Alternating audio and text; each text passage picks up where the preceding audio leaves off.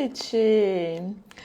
Sejam muito bem-vindas à nossa primeira live de aquecimento para a Semana Gravidez Ativa. Hoje nós falaremos sobre é possível prevenir doenças gestacionais? E para a live de hoje eu vou trazer o convidado, que é o Dr. Arley, para falar um pouquinho com a gente sobre esse assunto. Então, antes de tudo, quero explicar para vocês o que são essas lives de aquecimento. Na semana que vem, nós teremos a Semana Gravidez Ativa. Serão 3 aulas que serão liberadas na segunda, na quarta e na sexta-feira. A aula da segunda será para vocês entenderem o que pode estar causando aí um ganho de peso de vocês na gestação, tá? Na aula de quarta-feira, eu vou falar para vocês sobre o passo a passo para você ter uma prática segura de atividade física durante a gestação. E na sexta-feira, a aula será sobre treine como uma gestante na prática. Mas para preparar vocês para essa semana, eu acho que é muito importante nós tratarmos sobre alguns assuntos que eu acho que são essenciais para vocês terem informações. Então, essa semana eu vou fazer uma série de lives, vou trazer alguns convidados aqui e hoje eu vou falar com o Dr. Arley. Deixa eu ver se ele já está por aqui. Ainda não, então enquanto isso eu vou falando aqui com vocês, tá? Então, para quem não me conhece, eu sou a Amanda, eu sou personal trainer, eu sou especialista em treino para gestantes e eu ajudo grávidas a controlarem o ganho de peso com uma prática segura de atividade física e sem prejudicar o bebê. Quando eu falar sobre controlar o ganho de peso aqui, eu estou falando sobre muito além da estética, tá?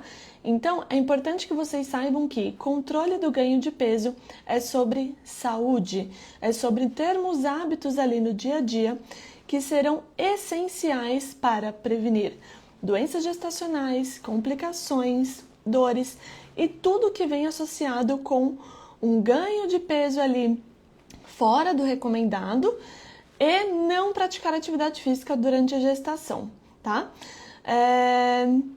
Então, será que é possível prevenirmos algumas doenças gestacionais? Vou chamar aqui o Dr. Arley. Olá, olá, olá. Boa Seja muito noite. bem-vindo. Boa noite, boa noite. Tudo Muito bem? obrigado. Tudo certinho. E com você, Amanda? Tudo bem? Tudo ótimo. Só alegria essa semana. Ah, maravilha. Muito bom. Vamos lá conversar sobre essa prevenção das complicações obstétricas. Pode se apresentar primeiro, para quem não te conhece, que está chegando aqui. Claro, claro. Beth, querida, boa noite ali. Vamos lá, então, para as suas seguidoras. Eu sou médico materno-fetal, né? Então tenho aí uma formação dentro da área de ginecologia e obstetrícia. E depois, na sequência, eu fiz uma especialização, né? Já me dediquei a entender melhor sobre obstetrícia de alto risco e principalmente medicina fetal. Na verdade, eu fiz medicina fetal. Por ter feito medicina fetal, eu acabo tendo ali um entendimento mais específico em relação à gestação de alto risco, né? Não cheguei a fazer especificamente que existe uma subespecialidade de obstetrícia de alto risco, né? Mas dentro da minha formação ali, que foi aqui em São Paulo, na Unifesp, a gente já vê muito caso de alto risco, que acaba sendo uma referência, né? Um hospital de referência para casos de alto risco, tanto durante o pré-natal, quanto também no final da gestação para resolver. Só que o grande ponto, e que a gente vai conversar hoje, é como evitar que esses casos de alto risco, que essas complicações aconteçam. Né? Uma grande virada de chave que eu tive ao longo dos últimos 2 anos, quase 2 anos, foi justamente que na nossa formação como médico, a gente tem muito acesso a pacientes já com a complicação acontecendo, onde a gente vai fazer simplesmente um controle de danos. Porque a gente se forma em hospital, né? A minha formação, por exemplo, e boa parte dos colegas também são hospitais de referência, que tem ali, recebem, né? Pacientes são encaminhadas porque tem pré-eclâmpsia, porque tem diabetes, porque tem alteração da tireoide, porque tem uma restrição de crescimento, porque tem um histórico de trabalho de parto prematuro, ou um fator de risco para um novo trabalho de parto prematuro.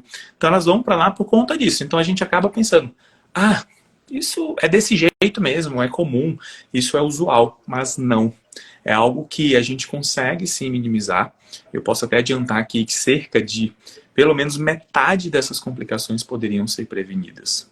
E a gente vai conversar nessa live justamente algumas formas que a gente consegue alcançar, poderia, né, ter hoje menos metade desses casos no nosso dia a dia, na nossa assistência. Então, meu objetivo hoje em dia é cada vez mais entender sobre esse mundo e aplicando, né, todo esse conhecimento de obstetrícia e principalmente ali de ultrassonografia e algumas questões também de medicina funcional integrativa que a gente pode utilizar como estratégia também para prevenir esses casos. Agora vocês entenderam por que que eu chamei ele? Ô, Arley, você sabe que quando eu terminei a faculdade, a minha primeira pós-graduação foi de prevenção e tratamento de doenças crônicas. Então, eu Olha, estudei isso, aí depois eu fui estudar medicina do estilo de vida, vi o quanto o estilo de vida impacta ali na epigenética, na saúde da mãe, na saúde do bebê. E aí eu quis juntar tudo, né? A prevenção e tratamento de doenças crônicas com mudança do estilo de vida na gestação, a gente está falando de salvar vidas, né? E já impactar ao longo da vida, tanto da mãe quanto do bebê, né? Então eu particularmente sou apaixonada por esse tema. E é exatamente por isso que eu trouxe essa live aqui hoje, porque acho que hoje a grande maioria das mulheres está chegando com doenças, né, Arley? Por conta do um sedentarismo aí, então todas as mulheres estão sem praticar atividade física, sobrepeso. Então tem um perfil que está meio que padronizando, né? Que eu brinco que as mulheres já chegam para mim super preocupadas, com vários problemas. Mas as saudáveis está difícil, né? Parece que é raridade encontrar as saudáveis. é porque assim, na verdade, a gente é acostumado a prestar uma assistência pré-natal dessa forma. Nós somos acostumados, nós como profissionais, e as próprias pacientes, elas estão acostumadas, está todo mundo acostumado, né? É uma palavra que eu não gosto de usar, mas vamos, enfim, não me vem outra. O sistema. O sistema de assistência pré-natal, a forma como é feito, como acontece, é assim, no SUS ou no privado. A ideia é, nossa, a gente vai buscar por fazer o diagnóstico. E quando a gente faz o diagnóstico, aí eu vou dizer mais em relação ao SUS, que aí tem aquela abordagem de fazer assistência com a enfermeira e com o médico alternado, às vezes só com a enfermeira. E quando tem um fator de risco, ou ela é identificada como de alto risco, aí é que ela vai ser encaminhada para o médico para poder fazer o pré-natal de alto risco. Então, a gente tem uma mentalidade de só abordar e de só ir atrás depois que o incêndio começou. Agora, aquela mentalidade de você tentar prevenir, identificar por situações que podem levar ao incêndio e como que eu posso agir para evitar que esse incêndio comece, não é uma abordagem usual. É raríssimo a gente ver profissionais que atuam dessa forma. Até na prática mesmo, tem pacientes que às vezes vêm até a mim buscando por uma prevenção, mas essas pacientes elas já tiveram alguma complicação numa gravidez anterior. É a prevenção porque elas já têm o conhecimento por ter vivido, né? E não porque Exatamente. foi prevenido antes. Exatamente, exatamente. Então, por conta desse histórico. Agora, o fato de, assim, olha, minha primeira gravidez, eu não tenho nada, ou na família não tem. É muito difícil, realmente. Infelizmente, nós seres humanos, a gente só aprende na dor. Uhum. Infelizmente. Então, vamos entrar em quais são essas doenças gestacionais que são mais recorrentes? Só para a gente começar a contextualizar aqui, trazer essas doenças e depois a gente vai falar se é possível prevenir e como prevenir, né? O que Vamos. você mais vê assim no consultório que vai aparecendo do alto risco, né? Que tá aparecendo mais hoje em dia. Sim. Olha, a gente tem como principais complicações obstétricas, assim, e até mesmo específicas, né, da obstetrícia em si e da gestante. A pré-eclâmpsia é uma que só aumenta as estatísticas, os índices de pré-eclâmpsia, por alguns fatores, né, que posso até mencionar em relação ao nosso próprio estilo de vida, é um desses fatores que estão influenciando. A questão da idade materna também avançada é um outro fator que pode ser levado em consideração. Ainda dentro dessa questão do estilo de vida, diabetes gestacional é uma complicação também muito frequente. E, além disso, a gente tem a prematuridade, é uma complicação e que tem um impacto muito importante para a vida dessa criança e também para o ambiente, né, para aquela família, por conta dos riscos de sequelas, por conta do risco em si dessa gestante, desse bebê de repente não resistir. Então, tem todo o impacto do em volta. Então, eu costumo dizer que essa abordagem que a gente faz no sentido de prevenir, a gente não está apenas impactando em duas vidas, que é da mãe e do bebê. A gente também impacta na vida daqueles que estão em volta desses dois clientes, pacientes nossos, principais. Nossos pacientes é justamente a gestante e o bebê. Só que a gente tem responsabilidade, a gente acaba impactando indiretamente em quem está ali ao redor deles. E uma outra complicação é a restrição de crescimento. Essas 4 seriam as 4 grandes complicações obstétricas que existem aí. Existem outras também que a gente pode levar em consideração, mas muito consequência, assim, um fator de risco que muito provavelmente vai levar a alguma dessas 4. Né? Que aí a paciente já tem, às vezes, uma doença de base, seja uma hipertensão crônica, seja uma doença autoimune, seja uma trombofilia, seja lúpus também. Então, quando ela tem uma doença de base... Lúpus é pouco falado, né? Lúpus é pouco falado e é uma condição importante. Inclusive, foi tema... o meu mestrado na Unifesp foi com pacientes que evoluíram para um quadro que é caracterizado como near miss, que é um quadro de quase morte, quase perda da vida dessa mulher por conta do lúpus. Então, pacientes lúpicas, durante 10 anos, for avaliar. E se for ver até na literatura os dados, para você ver que acaba sendo, de certa forma, tendencioso, né? Como é um hospital de referência, a Unifesp, então a gente teve dados na literatura piores. No nosso dado, na verdade, foi pior do que os dados na literatura em termos de esses índices de NIEMIS. Sendo um fator aí também de avaliação da assistência, né, esse NIEMIS, esses estudos assim. Então, lúpus é uma condição que pode levar a pré-eclâmpsia, que pode levar a restrição de crescimento, e risco de perda, uma outra complicação também que precisa ser falada aqui, o risco de perda gestacional. Então, a gente tem abortamentos, que são aquelas perdas iniciais no primeiro trimestre, ou até mesmo perdas mais tardias, e que aí a gente pode também conversar um pouco. Então, essas 5 complicações que têm um impacto muito relevante aí na saúde, para a saúde e vida da mulher e também dessa criança. E quando a gente fala assim estamos falando de, né, doenças, fatores de risco, né? A gente fala de estilo de vida. Você identifica alguns fatores de risco que são meio que padrões assim para várias doenças? Então, assim, quando a mulher chega com algumas alterações, eu já vou falar que uma que é sedentarismo. Para mim, sedentarismo já é fator de risco master para mim.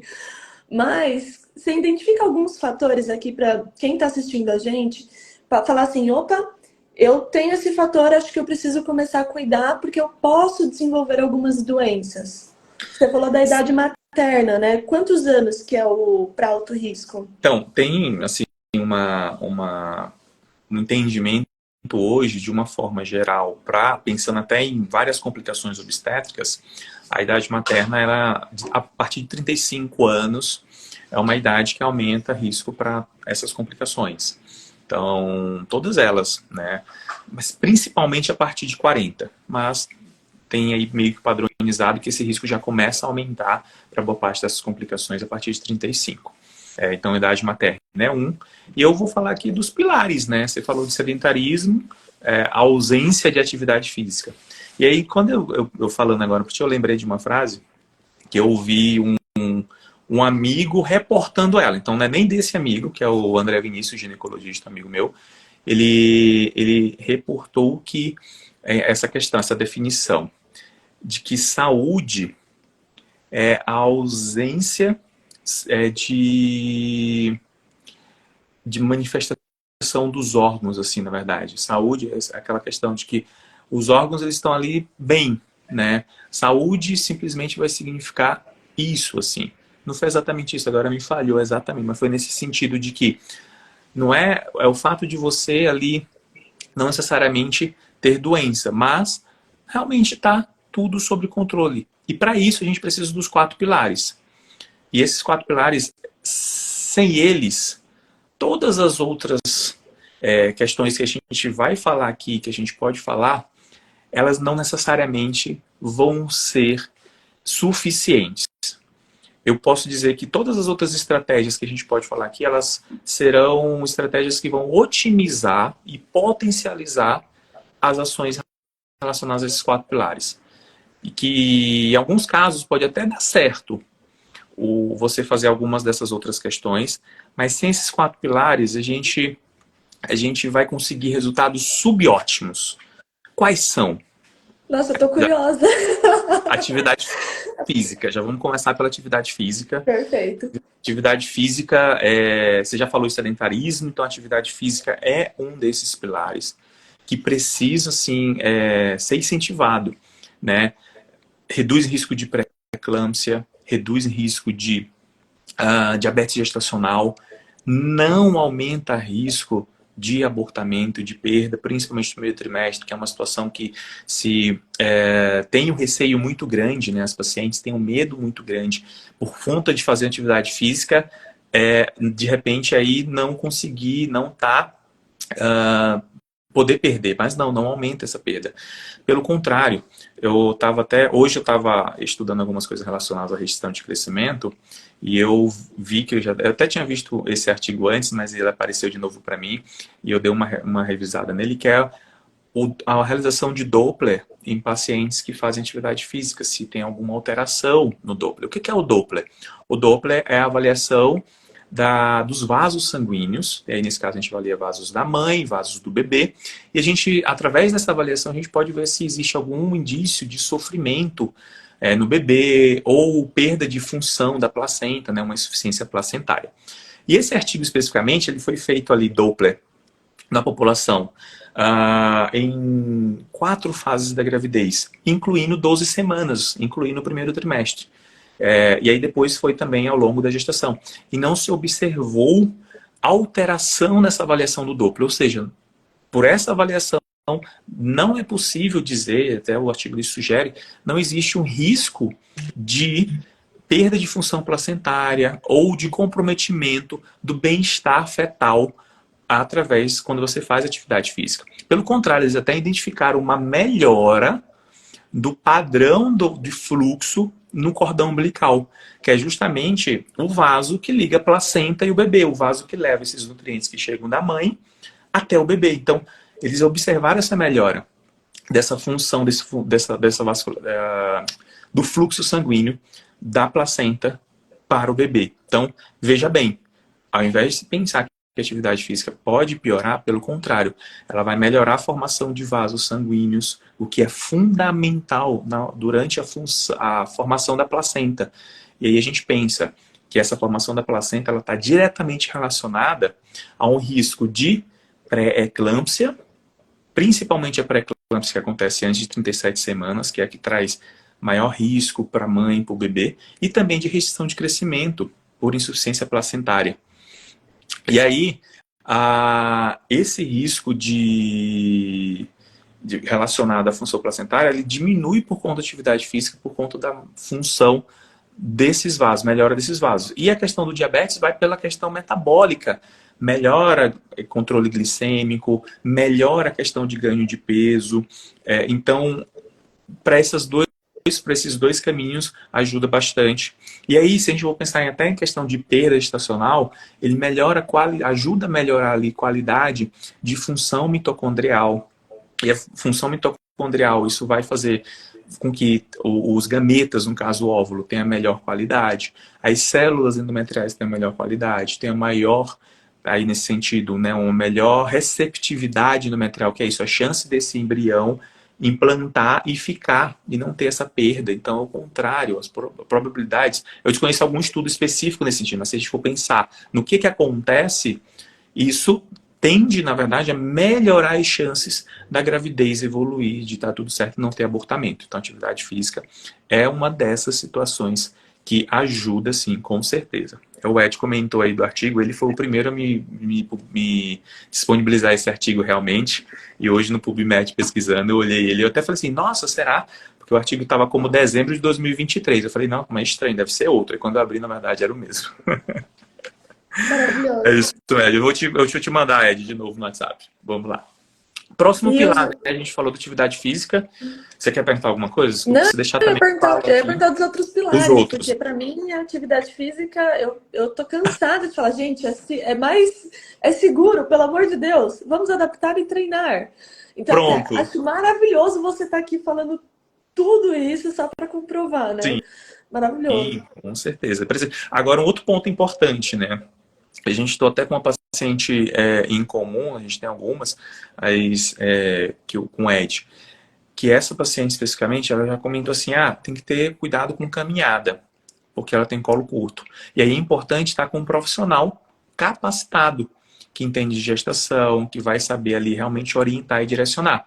Que o maior problema, e eu sempre digo isso para o paciente, faça atividade física, mas não faça com qualquer profissional ou até mesmo sozinha. Porque é necessário, e isso eu já aprendi com vocês, que vai ser necessário sim realizar ajustes ao longo da gestação. Isso por conta das diferenças que acontecem realmente em cada trimestre e também por conta de possíveis alterações e condições obstétricas que apareçam ao longo do caminho. Então, vocês que trabalham como personal de gestantes, têm esse conhecimento e essa capacidade de fazer esse ajuste. Então, também não é fazer atividade física de qualquer jeito, não é fazer atividade física sem uma orientação especializada por um profissional da área. Então, é de fundamental importância que sim faça e que faça sob orientação e supervisão de profissional especializado. Ponto. Aí, agora, para deixar bem claro também, porque senão tá todo mundo aí fazendo de qualquer jeito e fazendo sem orientação, e nesse caso pode até aumentar o risco. Porque imagina, você vai fazer algo por um longo período, um aeróbio, por mais de uma hora. Então, nesse caso especificamente, esse trabalho do Doppler, ele traz ali a recomendação como exercício moderado, também não passando desse período de 60 minutos. Então, existem alguns critérios, sim, algumas questões que precisam ser levadas em consideração. O próximo pilar é dieta. Esses dois, dentro do estilo de vida, eles não tem o que falar, né? E dentro dessa dieta, o que a gente precisa, de uma forma geral, a gente precisa descascar mais e desembalar menos. Essa é uma frase de um querido professor, Murilo Pereira, ele que é um professor fala justamente sobre modulação intestinal e da importância da gente ter ali uma dieta realmente saudável, uma dieta com produtos naturais. Então, quanto mais in natura esse produto tá, melhor, mais saudável ele é, melhor os resultados que a gente vai ter. Quanto mais distante, né? Então, se você vai pensar, é um bolo de milho. Esse bolo de milho, do milho original, ele está longe. Então, ele já não é tão saudável assim. E produtos industrializados, ultraprocessados, fast foods, são comidas que a gente fala, né? Como que provocam uma inflamação subclínica e crônica no organismo dessa pessoa. Por conta disso, isso vai influenciar, vai ter uma influência direta ali nesse processo de formação da placenta e também ao longo da gestação, podendo ali com essa inflamação, por exemplo, uma paciente com uma dieta completamente desequilibrada, um excesso de ganho de peso, ela tem uma inflamação ali que vai sim poder influenciar, às vezes, por outros mecanismos, não necessariamente pela formação da placenta, até por uma pré-eclâmpsia tardia, que é a chamada, que tem aí uma origem mais metabólica, e não tanto placentária. E aí esses pacientes estão a pré-eclâmpsia mais ali depois de 37 semanas. Então, dieta. E uma dieta que eu tenho, tem até um estudo interessante do ano passado, que é do grupo da Medicina Fetal de Barcelona. Eles estudaram o uso da dieta mediterrânea, que é da Espanha, né, então é bem comum, para prevenção de restrição de crescimento.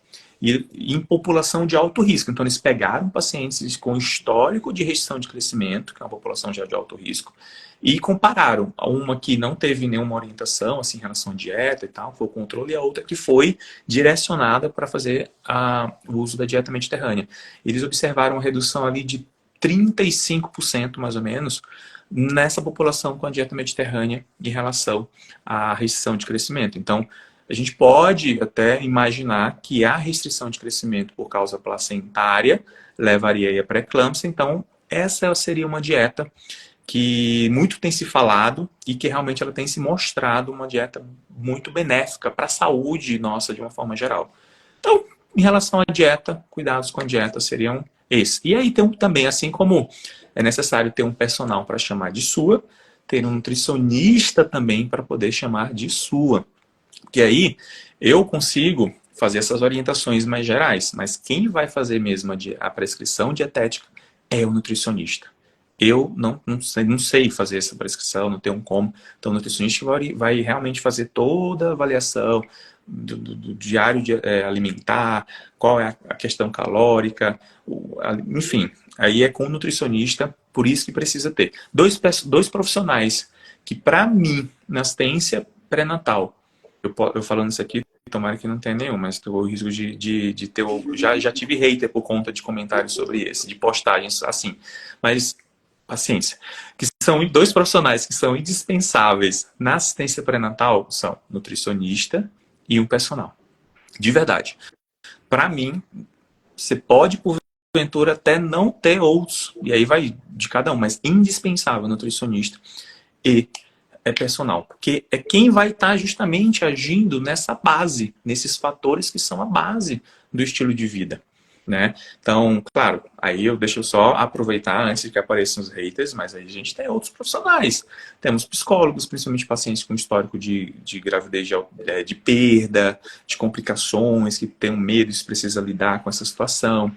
Uma enfermeira obstetra, fisioterapeutas. Então, tem outros profissionais sim, mas que eu considero indispensável para todo paciente, que eu sempre busco, é quase obrigatório que as minhas pacientes tenham sim um nutricionista e um personal para chamar de sua, para acompanhar ao longo da gestação. E os outros dois últimos pilares que são fundamentais, tem até uma revisão sistemática de 2021, que eu também, foi ontem, que eu estava assistindo a aula de uma pós que eu estou fazendo, e uma das professoras tinha visto uma postagem que eu fiz algum tempo atrás, ela tinha me pedido o artigo e eu não tinha enviado. Eu falei, caraca. Aí eu fui lá, procurei o artigo dessa revisão sistemática de 2021 e dei até uma revisada ontem. Onde o sono, que é o outro pilar, influencia em aumentando o risco, tem associação. Isso é uma revisão sistemática, com dezenas e centenas de milhares de casos de trabalhos já publicados. Então, ele vai influenciar, vai ter um risco, aumento de pré-eclâmpsia, aumento de baixo peso ao nascer e restrição de crescimento, aumento de trabalho de parto prematuro. Então, essas três complicações por conta de distúrbios do sono. Então, um paciente que tem principalmente o principal distúrbio que tinha lá como fator de risco para todas essas alterações era a qualidade do sono. Então, eles avaliavam outras condições também, síndrome de pernas inquietas, insônia, simplesmente, enfim, mas pegando esse fator da qualidade do sono, foi o que teve relação com todas essas complicações. Então, sono é um pilar que precisa, sim, estar de olho, estar observando e estar buscando por as qualidades. Precisar de um profissional para auxiliar a gerenciar com algumas estratégias, digamos, naturais ou para melhorar isso, é uma boa. E o último é o estresse. Esses níveis elevados de cortisol, de forma crônica, provocam uma inflamação no organismo e isso também provoca um aumento de risco de complicações obstétricas. Então, se a paciente tem uma atenção para esses 4 pilares, inclusive, quem eu faço pré-natal, eu tenho uma planilha que essa paciente me manda toda semana e a gente tem ali tipo metas para cada um desses pilares, onde a gente vai observando realmente como é que ela está evoluindo em cada um deles.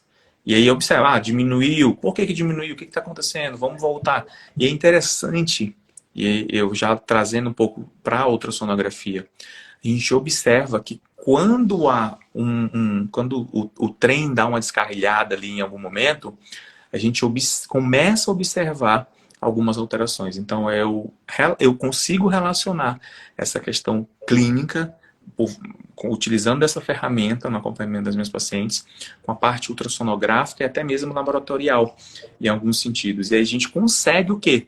Agir, identificar algo antes mesmo de começar, antes mesmo de se manifestar, digamos assim. Um exemplo muito comum e que acontece é a questão ou do ganho excessivo de peso fetal, ou uma desaceleração, uma baixa desse peso.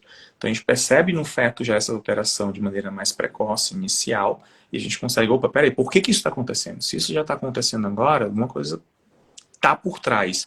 E é essa busca pelo que está por trás que realmente me direciona na assistência e que a gente consegue agir de maneira mais preventiva, tendo aí resultados mais satisfatórios. Não, é maravilhoso, né? Eu, quando estudei a medicina do estilo de vida, você falou exatamente os pilares que a gente estuda, né? Então, eu estudei atividade física, estudei nutrição, sono, estresse. Ainda tem o pilar da rede de apoio e tem a parte de tóxicos, que aí é álcool, tabaco e tudo mais, que a gente não entra tanto, porque a ideia é que não use, né? Mas assim, a partir do momento que as gestantes chegam para falar comigo, fazer a primeira avaliação, eu faço tudo isso. A gente vai falar sobre o sono, a gente vai falar sobre atividade física, sobre alimentação, sobre o estresse, encontrar maneiras ali de aliviar, de melhorar a qualidade, né? Porque para mim, isso é a base das doenças crônicas. Então, Exato. se essa mulher não estiver tendo esses hábitos mais alinhados, assim, não é perfeito porque a gente sabe que não vai ser perfeito. Mas eu falo, ó, um dia não conseguiu fazer atividade física, vamos tentar dormir melhor, vamos tentar comer melhor, tá de repouso por sangramento, vamos tentar cuidar do sono então, vamos tentar meditar. E aí você tentar equilibrar esses pilares, né? Exatamente para no dia a dia ter mais qualidade independente de poder ou não fazer algo. Então, o dia tá corrido, o que você consegue fazer hoje? Eu falo que tem que equilibrar os pratos, né? Tem dias que um pratinho cai ali do sono, mas o que a gente pode cuidar naquele dia para poder realmente ter qualidade de vida, né? E aí eu vi aqui até um comentário do Bruno sobre saúde ser ausência de doença. É engraçado, mas a gente não fala tanto disso, assim. Para mim não é isso ainda. Pode ser ausência de doença, mas você tem que estar bem psicologicamente, né? Tem que estar ali com qualidade de vida. Eu, particularmente, acho que não é só ausência de doença. Eu acho que é uma série de fatores ali, hábitos que a gente precisa ter no dia a dia para trazer esse equilíbrio, né? De espiritual, mental, físico. Eu lembrei que a frase, a saúde é o silêncio dos órgãos. Então, o fato Perfeito. de você ter saúde significa que seus órgãos estão todos ali em silêncio. Porque realmente, quando você manifesta alguma doença, é porque o órgão já começou a, opa, pedir ajuda, né? Tô pedindo arrego aqui porque tem alguma coisa Seja errada. até mental, né?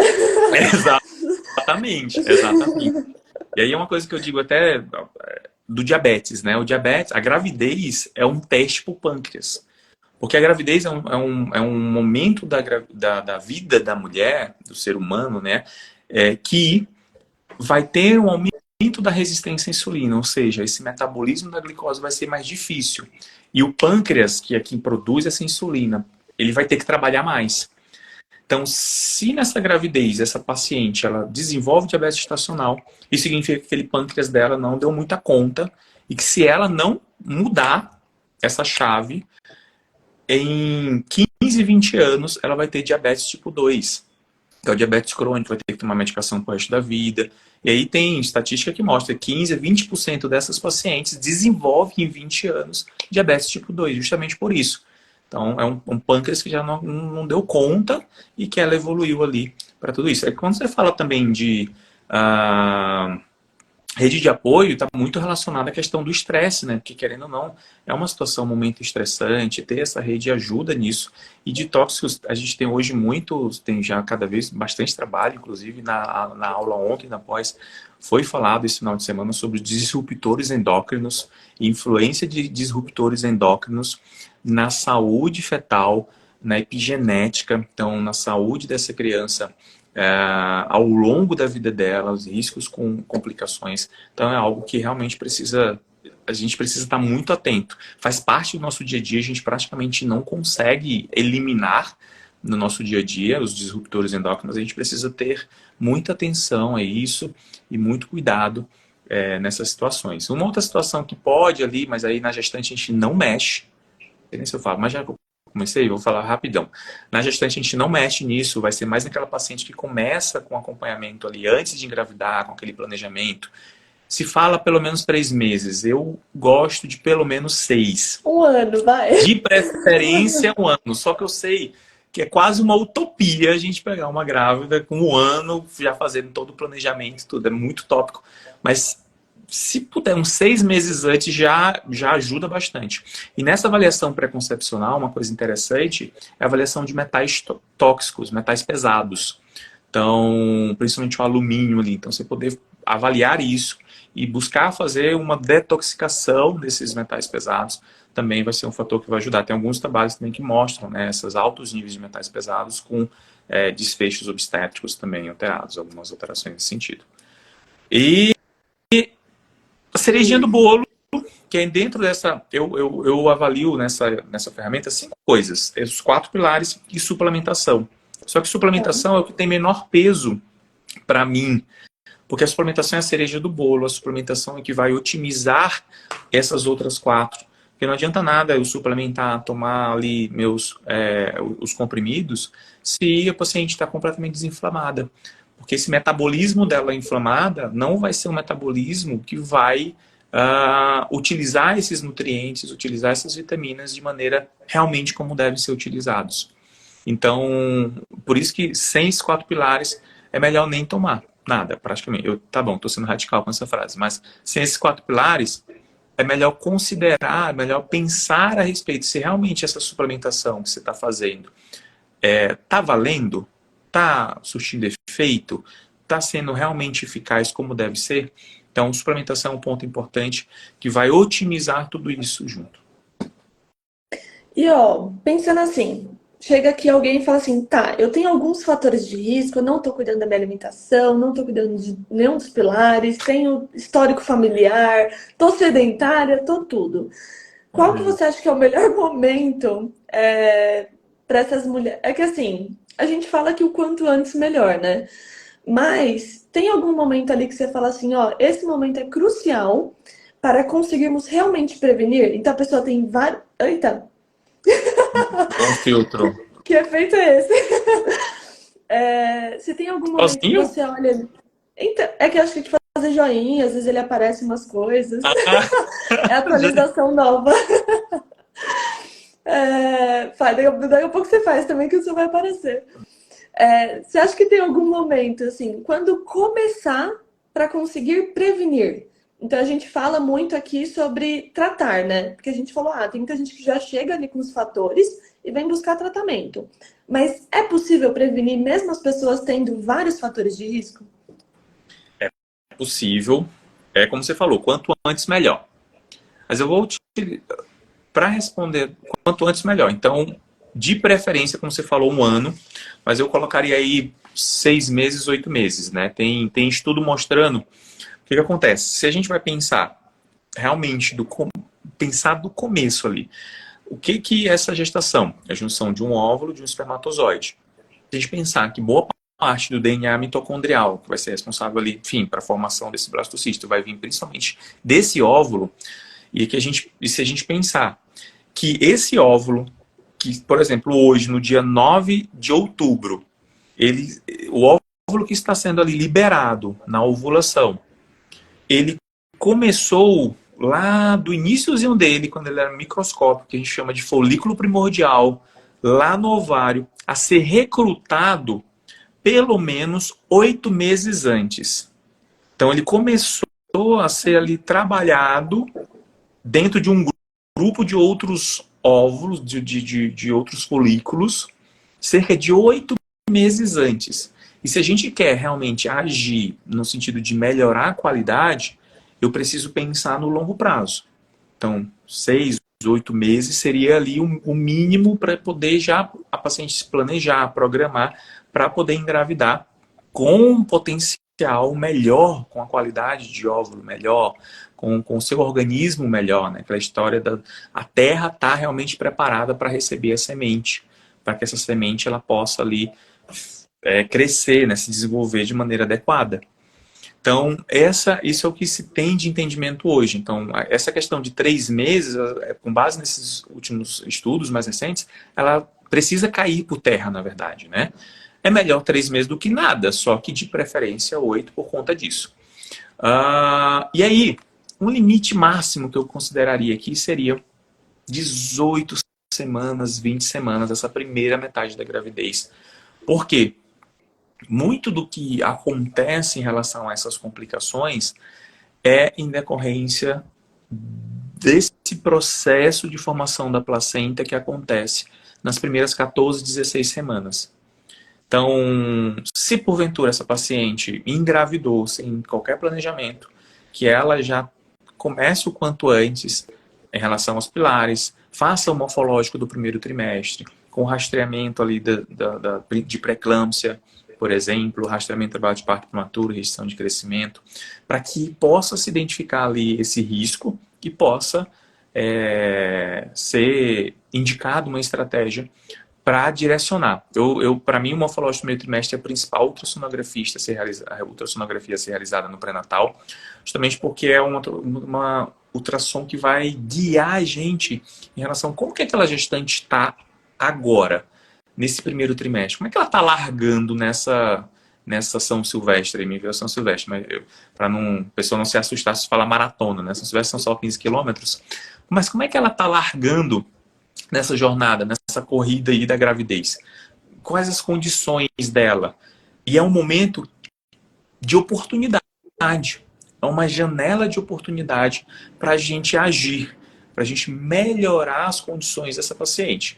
Então, de preferência, 6, 8 meses, pelo menos, por conta da questão da qualidade do óvulo. Então, assim, esse óvulo que você está ovulando hoje, que quem está seguindo a gente, ele começou a ser preparado, recrutado 8 meses antes. Então, não adianta. Esses 3 meses não vai fazer grande diferença. Vai fazer grande diferença no sentido de melhorar o terreno, de repente, mas não aquele óvulo que realmente foi responsável pela gravidez.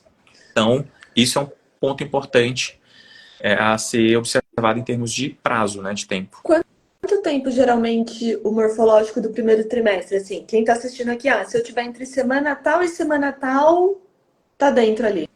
Sim, sim.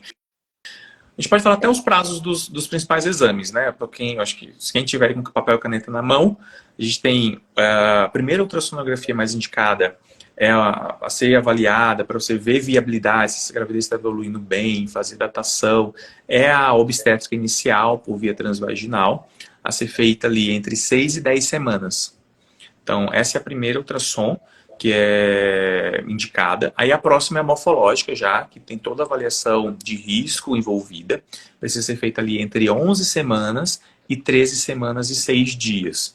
Ou com as medidas do bebê, que é o CCN, né, o comprimento cabeça-nádegas, entre 45 milímetros e 84 milímetros. Então, esses são os parâmetros para a gente conseguir realmente, de maneira correta, né, fazer a morfológica do primeiro trimestre. E aí, com 16 semanas, o paciente pode fazer ali, e eu recomendo que faça, não é algo obrigatório, mas eu recomendo que faça, uma obstétrica com Doppler e medida do colo uterino.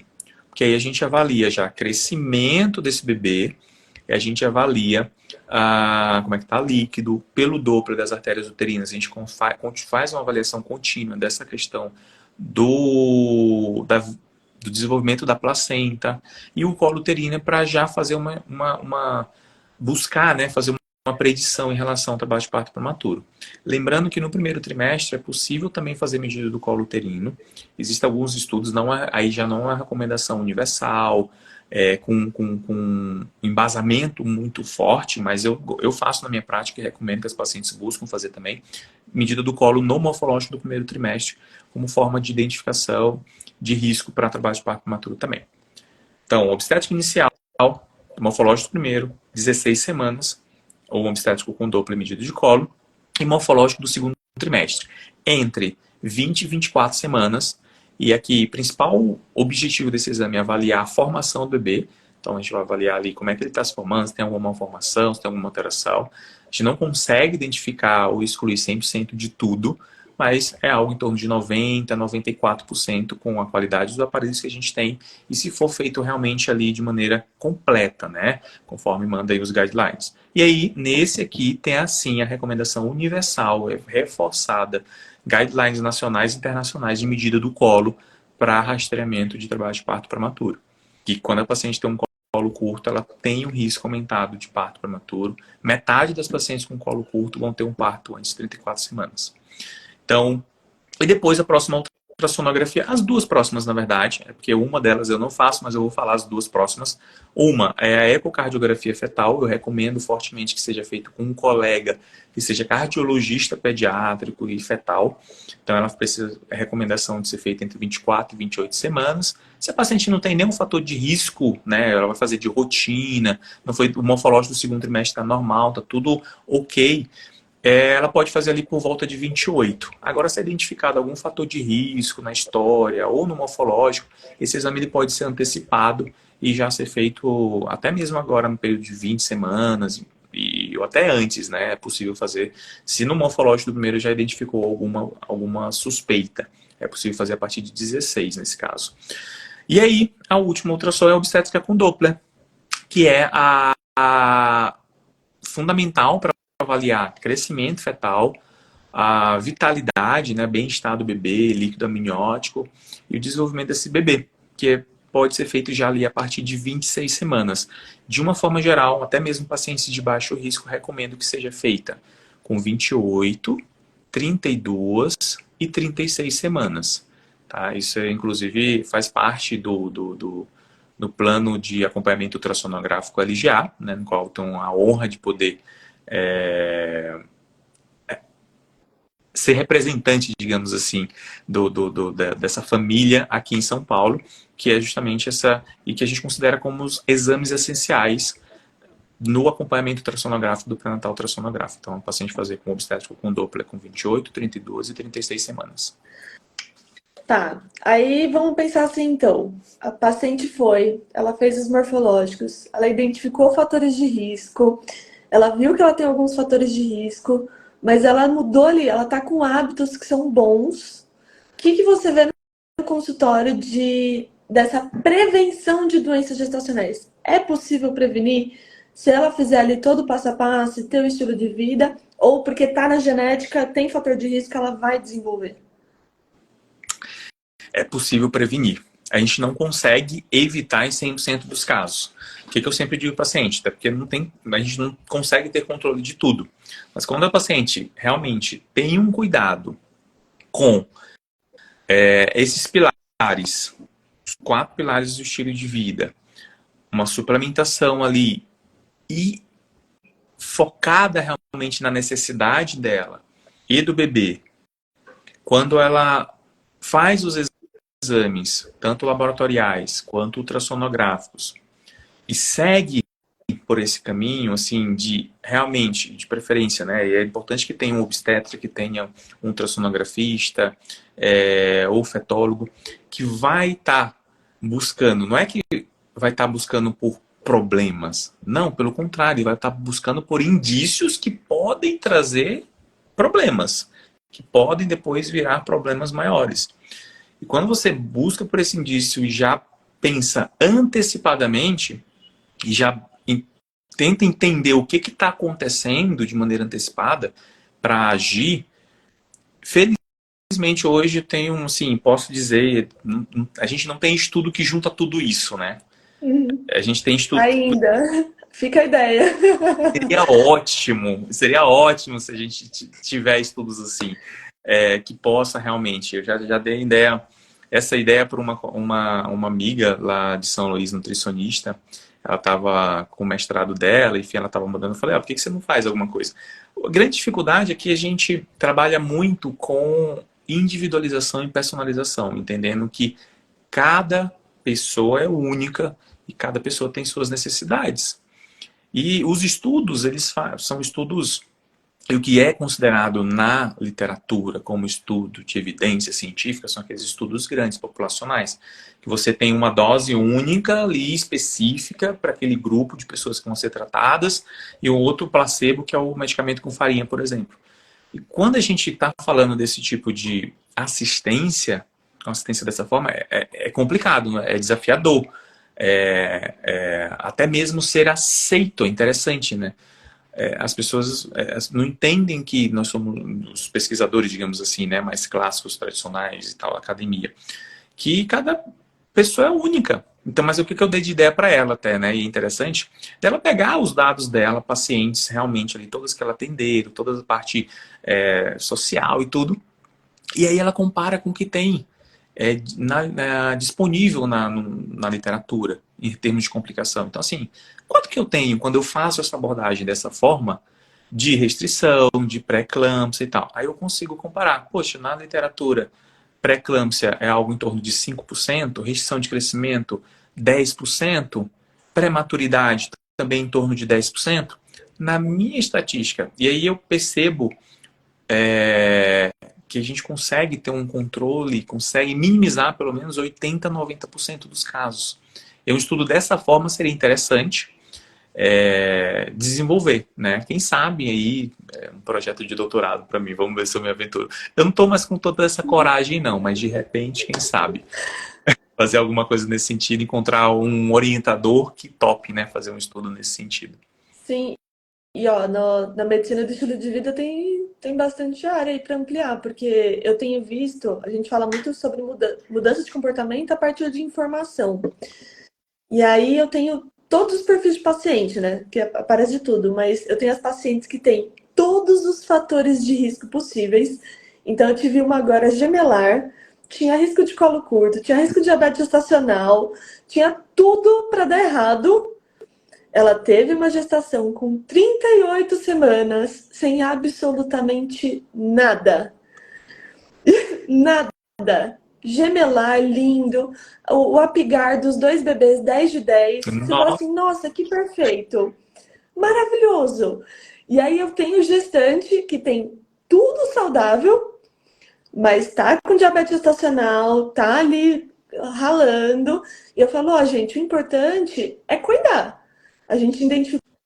Tem casos que, assim, ela tá treinando, tá se alimentando, tá cuidando do sono, tá fazendo tudo direitinho. Mas tem uma genética muito forte, a segunda gestação, tem vários fatores de risco. E aí desenvolveu a diabetes gestacional. Mas não precisa usar insulina, porque aí consegue fazer um controle. equilibrar ali com estilo de vida, né? Então é isso, é individualidade, né? Mas eu brinco a roleta russa. A gestante apareceu, a gente identifica tudo que puder identificar, tenta fazer os ajustes e vai lidando ali no. A cada semana a gente vai fazendo os ajustes, né? Pelo menos eu, né, no personal, no dia a dia, consigo. E aí vou sempre conversando com os médicos, né? Falando tudo o que está acontecendo, as alterações. Mas eu queria te fazer uma pergunta.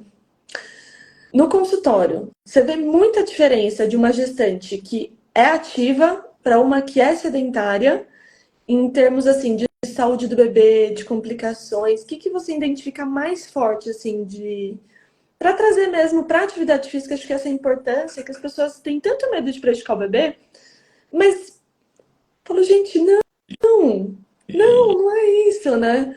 Então, para trazer a sua visão, que faz ali o ultrassom e vê a saúde do bebê, o que você identifica de diferença de quem faz exercício e tem os hábitos para quem não faz? Primeiro eu tenho que fazer um comparativo mais com o meu passado, né? Que hoje praticamente eu não tenho nenhum paciente no consultório que não faça atividade física, que não acompanhe com o personal. Mas fazendo essa comparação, a gente tem benefícios não só para o bebê, mas para a mãe também, né? Então, uma queixa muito comum, que é aquela história, né? O comum, mas não é normal, precisa ser avaliado, os diferentes aspectos, é, indisposição, cansaço, fraqueza, questões cognitivas, né, de memória. Então, eu sempre, hoje, praticamente não tenho. É raro pegar umas pacientes justamente por essa ação mais precoce, uma paciente com essas queixas, né?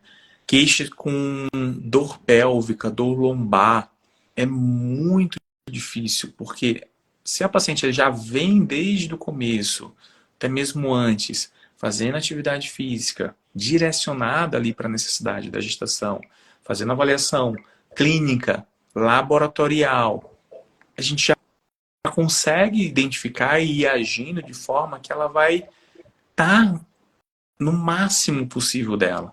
Então, com essas questões, a gente já consegue direcionar para a própria saúde da paciente, melhorar esse fator. Eu sei que essa é uma queixa muito comum, uma queixa muito frequente, e que se banaliza, assim, como também pensar que é normal ter pré-eclâmpsia, que é normal ter restrição de crescimento, que acontece, é por isso mesmo, que não tem nada. Se banaliza o entendimento de, grávida no terceiro trimestre, eu tinha esse entendimento, tá? Eu fui esse profissional que já pensei, no terceiro trimestre é grávida, ela vai doer mesmo a coluna, é normal. No terceiro trimestre é normal a grávida ter contrações de treinamento absurdas. No terceiro trimestre é normal ela ter uma fraqueza, ter uma disposição. Não, não é, gente.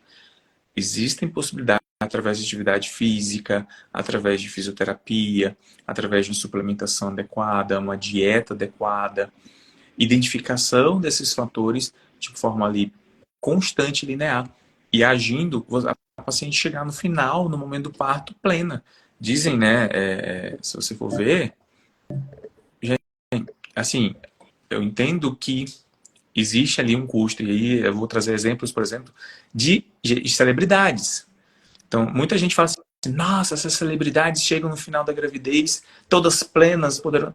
Ninguém viu o que ela passou, ninguém viu o que ela fez ao longo do pré-natal, ninguém quer, só quer comentar que ela chegou plena, chegou não sei o que, e tá isso, aquilo, outro.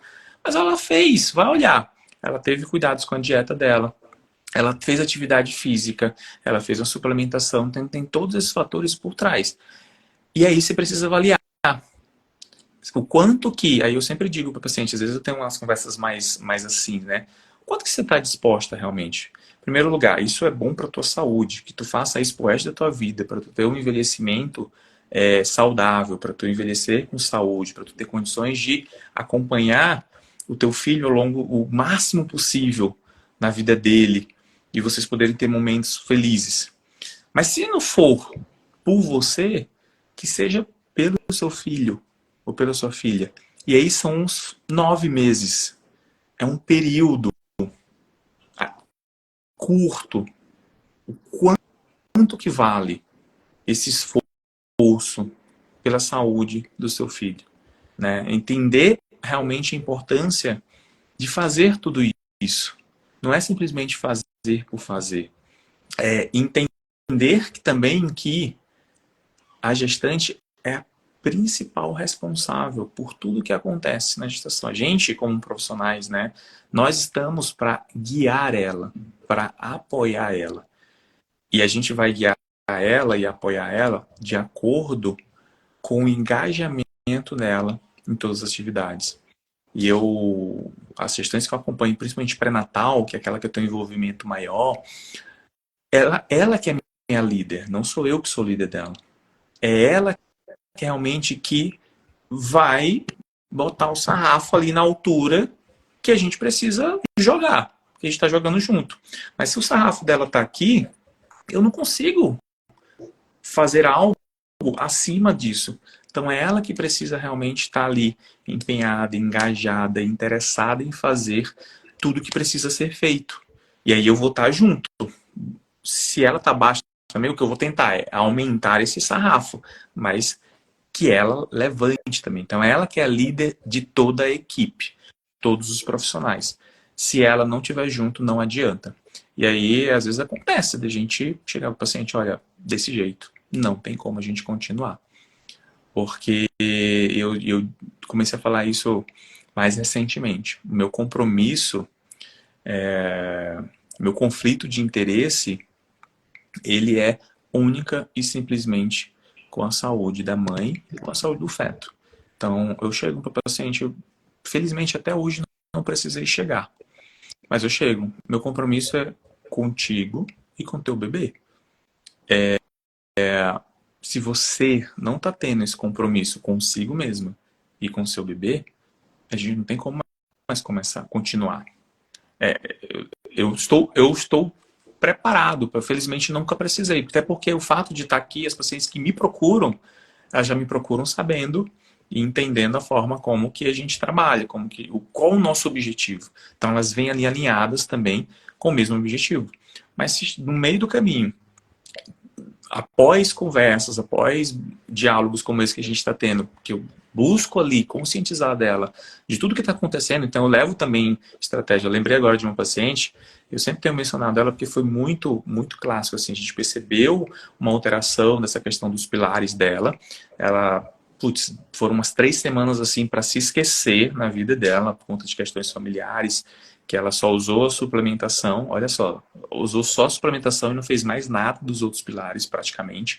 E a gente percebeu alteração de exame laboratorial que poderiam levar a já um indício de um risco maior para diabetes gestacional, que ela tinha uma insulina muito alta de jejum, a glicemia estava normal, mas a insulina já alta, então, peraí, tem alguma coisa estranha aqui.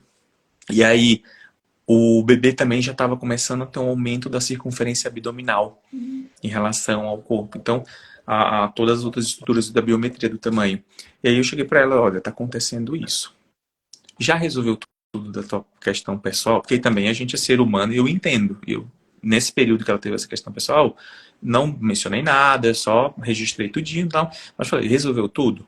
Não, tá tudo certo. Pô, bora voltar? Bora lá, porque tá acontecendo. E aí eu trago os dados. Seus exames estão assim, o bebê tá assim, e isso porque a gente não está conseguindo alinhar. Se a gente não retomar como você estava lá no comecinho, o risco de você ter diabetes gestacional, você ter um bebê macrossômico, que é um bebê com mais de 4 quilos, que apesar de fofinho, bonitinho, é um bebê que vai ter riscos no momento do parto, vai ter riscos no período neonatal, fazer hipoglicemia, cair a glicose muito rápido, isso leva a risco para a vida dele, vai ter risco ao longo da vida para obesidade, diabetes, hipertensão, enfim. Então, vamos voltar? Ela voltou. Gente, foi coisa de um mês. As coisas já fez agora a curva glicêmica normal, ou seja, não tem diabetes, não tem nada, controle de crescimento fetal voltou ali o que estava antes, tamanho do bebê, circunferência abdominal, tudo lindo, maravilhoso, e a gente segue agora firme e forte. Então, esse é o objetivo dessa assistência, que até tenho comentado muito atualmente, né, com assistência com uma visão 360 graus. Eu vou ver realmente o todo, eu vou utilizar o que eu tenho à minha disposição, em termos de avaliação clínica, laboratorial, ultrassonográfica, entendimento dessa questão dos pilares de estilo de vida, entendimento de saúde intestinal. É impressionante como o nosso intestino ele vem aí como um fator importante do ponto de vista de modulação imunológica, se a gente pensar. Né? Tem até a frase que a gravidez é o evento imunológico mais complexo que existe na nossa saúde. Se a gente pensar nisso e entender que o nosso intestino ele é um órgão responsável por modulação imunológica, se esse intestino ele não está regularizado, digamos assim, né, que a palavra seria, se existe uma disbiose em relação a essa microbiota, os micro-organismos que estão ali eles não estão saudáveis, você vai ter um risco também dessas complicações. E tem alguns trabalhos, por exemplo, até já cheguei a ver relacionando a questão de disbiose com complicações, com diabetes, com pré-eclâmpsia. E aí o intestino também está relacionado com esse metabolismo da glicose. Então, existe estudos com não gestantes demonstrando risco de disbiose com diabetes, risco de disbiose com câncer. Então, o intestino é um órgão fundamental. Avaliar a saúde intestinal precisa fazer parte dessa avaliação a gestante durante o pré-natal. Então, realmente ter uma visão do todo, não simplesmente fazer aqueles exames de rotina, anotar na carteirinha, abraço, volta na próxima consulta. Se a gente identificar alguma alteração, a gente vai tratar. Se não, vamos esperar o parto. E é isso. Ô, Arley, você sabe que eu tô vendo bastante comentários aqui, muitas pessoas assim. Só queria que você comentasse agora, fechando, né? Já são 10h05. É, muitas pessoas falam assim, porque eu sou alto risco, o repouso foi recomendado e simplesmente obedece, sendo que muitas vezes não é caso de repouso, né? Então, só pelo fato da pessoa ter riscos de diabetes, risco de pré-eclâmpsia, porque eu tive uma aluna gemelar, eu tô com 4 agora, tive uma das alunas gemelares que o médico falou assim para ela: olha, identificamos fator de risco ali para pré-eclâmpsia, então eu sugiro que você fique em repouso. Eu quase infartei. Então, eu acho que é importante a gente falar aqui que não é só porque tem os fatores de risco ou porque está ali desenvolvendo a doença que vai ficar em repouso, né? Mas buscar orientações, tá, gente? Busque orientações para adaptar e muitas vezes talvez buscar uma segunda opinião sobre médicos que entendem também de atividade física, né? Então, eu queria só que você fechasse um pouquinho desse jeito, o jeito errado, que às vezes é só o aceitar, tipo, que me incomoda muito. Então a gente sabe aí que tem bastante profissionais que estão indicando repouso sem necessidade e acabam piorando o quadro, né? Mas assim, só para a gente fazer um fechamento sobre essa questão do alto risco, e se realmente sempre necessário, só por ter os fatores, né, de alto risco. Só um fechamento assim disso de. O principal ponto aqui, na verdade, é que quando há um fator de risco, por exemplo, a paciente fez um morfológico no primeiro trimestre e eu identifiquei um alto risco para pré-eclâmpsia, a atividade física, na verdade, vai ser remédio para essa paciente. Porque aí tem estudo robusto, nível população. Imagina só, tem estudo que pega vários outros estudos, que é a chamada meta-análise, ou seja, pega populações e nesse estudo ele mostra que a atividade física reduz em 40% o risco de ter pré-eclâmpsia. Imagina essa gestante fazendo com um profissional capacitado, qualificado, que vai fazer uma coisa direcionada para a necessidade dela. O quanto que realmente esse risco vai ser diminuído. A mesma coisa, tem outro estudo grande, populacional, que na verdade ele pega vários outros estudos com critérios completamente diferentes em relação ao uso da aspirina para a prevenção de pré-eclâmpsia. Então pega estudo de 30, 40 anos, doses diferentes, início em diferentes estágios da gestação, primeiro, segundo, terceiro trimestre. Uma loucura, um samba do crioulo doido. Só que esse estudo, ele ainda mostrou a redução de pré-eclâmpsia em 20% com o uso da aspirina. Imagina você utilizando a aspirina com início antes de 16 semanas, tendo feito o rastreamento do morfológico do meio trimestre, à noite, na dose realmente recomendada, sem falha, aí você chega aos resultados que o ASPRE Trial, que foi o principal estudo que a gente tem até hoje, publicado em 2017, no New England, com a possibilidade de reduzir pré-eclâmpsia em até 90% nos casos de 30 meses, 32 semanas. Então, ganho de peso, trabalho de parto prematuro, insuficiência cervical, abortamentos, falha de implantação.